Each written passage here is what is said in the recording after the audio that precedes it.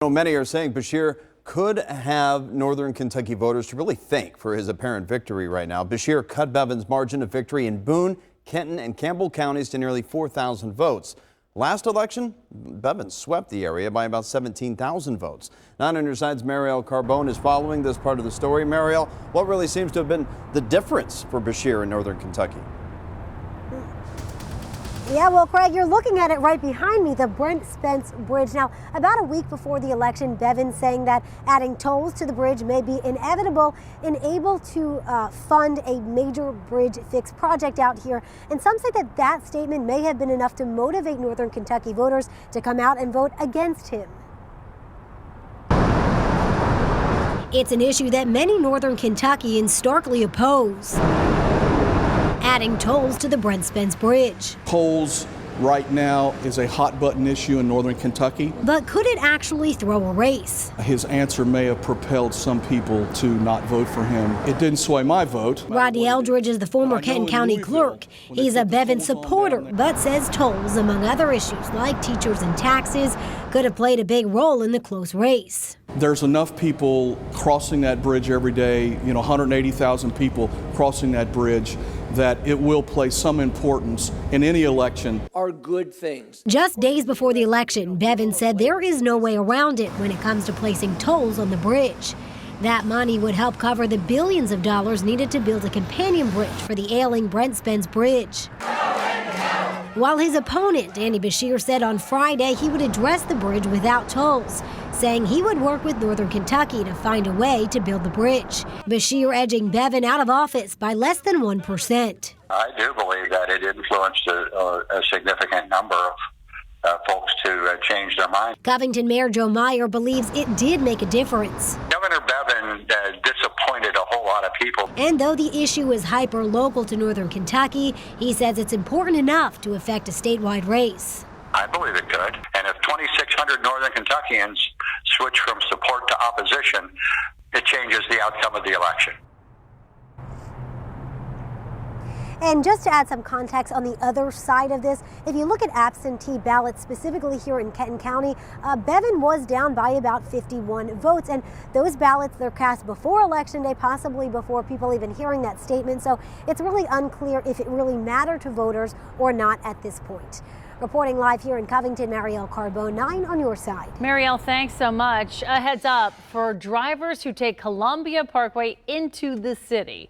Because starting Monday, folks, a stretch of that road will go from 3 lanes westbound to just 1 lane. Crews will be working on the retaining wall between Delta Avenue and Torrance Parkway. Now, officials say those lanes will be closed for 2 to 3 months. The pig tax repealed. Next at 6, how much Ohio women stand to save as the state drops sales tax on feminine hygiene products. Plus, we have been looking for the sword since 1993. And we think we found it. Lost for decades, now possibly found. Still ahead, how a piece of American history stolen from the tri-state turned up 12 hours away. And a story of survival. 8 children escape a deadly ambush in Mexico, walking miles to get help. On World News tonight at 6:30, how one mom risked her own life to save her baby. You're watching 9 on your side at 6.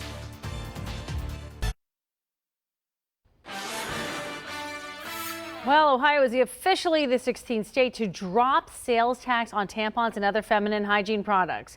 Governor Mike DeWine signed a bill repealing the so-called pink tax today. The repeal was attached to another bill that provides a tax credit to teachers who buy school supplies. Consumer groups estimate Ohio women pay $4 million a year in sales tax for menstrual products. Cincinnati-based Kroger has a fresh new look. The grocery chain debuted a modernized logo today. It comes with a new slogan that is fresh for everyone. And these animated characters, they're called Krogies. I'm not sure we're seeing those. You'll see them, by the way. There they are. They will pop up in stores and in ads. Krogies.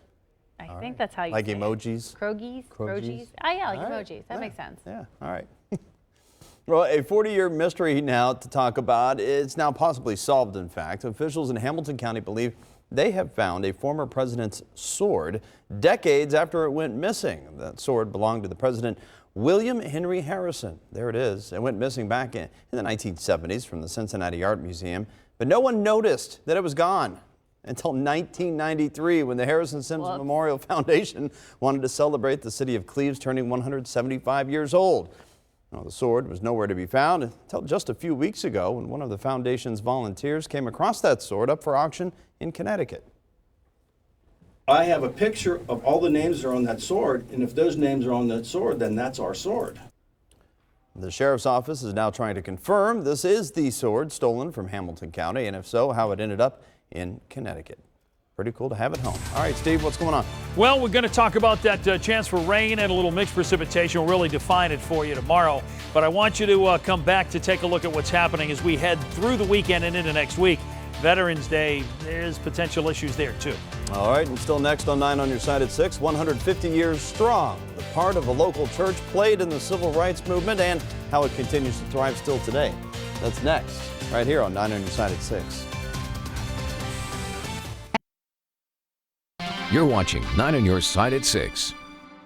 You know, it's not easy to stick around for 150 years, but one Cincinnati church has done just that, and it stands on a rich history. It really does. 9 on your side's Lisa Smith takes a look back at Mount Zion Baptist Church in Woodlawn and the part it played during the civil rights movement here in Cincinnati. These pictures tell the 150-year-old story of Mount Zion Baptist Church in Woodlawn.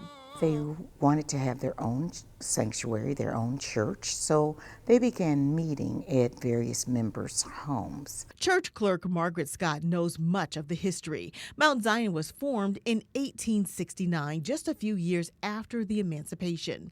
Founder Reverend Wallace Shelton started a number of black churches in Cincinnati. I'm sure at that time, for black people, they may not have been as welcomed in some congregations as we might welcome them today.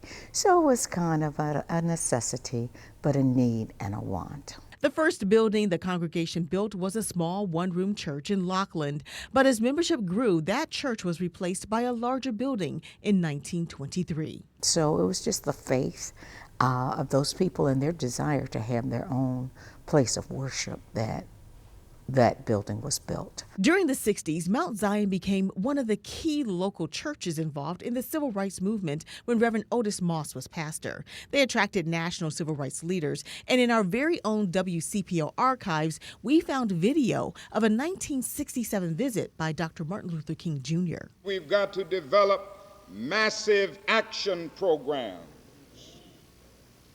and we need everybody to unite around these action programs.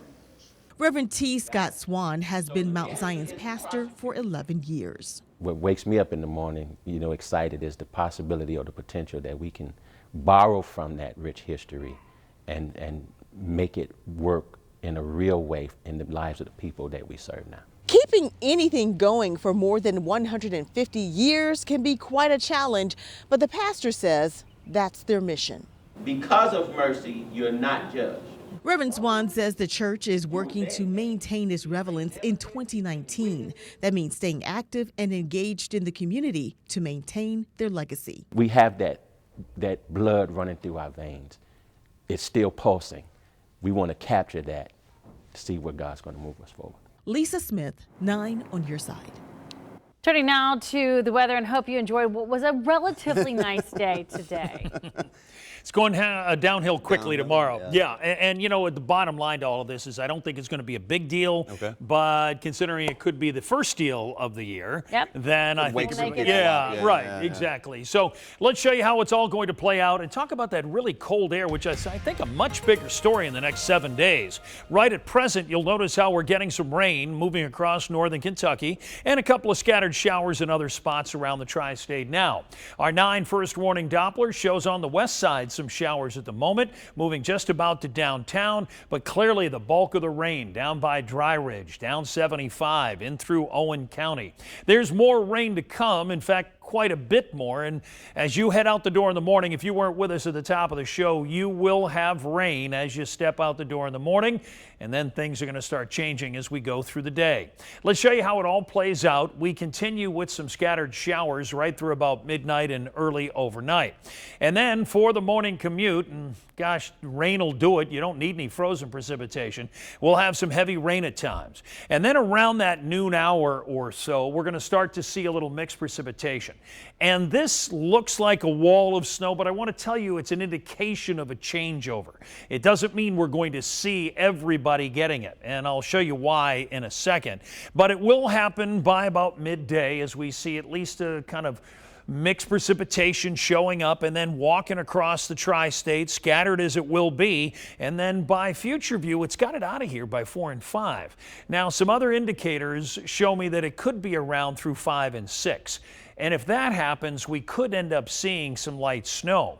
The folks that could be affected from Hillsborough, Alexandria down to Owenton, if this moisture just drags by a couple of hours. But most folks, again, should be in the clear, and all of this stuff, as we already talked about, should be melting away because it's just been too doggone warm around here. And then we're going to clear out as we head into Thursday night and Friday mornings, just flat out cold with temperatures that'll be in the 20s.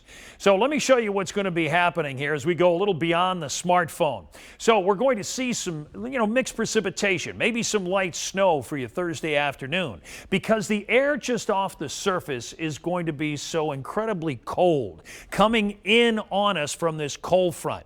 But at the surface, of course, temperatures take a little bit more kind of time to get colder, of course. So you're talking about that snow hitting into that warmer air, turning into rain. Specifically, take a look at the big difference between just off the ground at 5,000 feet, where it's going to be supremely cold for snow, and then by us, yeah, now you see why. If we have some moisture left over by 6 and 7, we could very well see some light snow showing up. But right now, that doesn't look to be the case. I can tell you with temperatures, it's going to be warmer in the morning. You'll notice mostly some 40s there, and then in the afternoon, then we're talking about some 30s. And here's what I mean about isolated.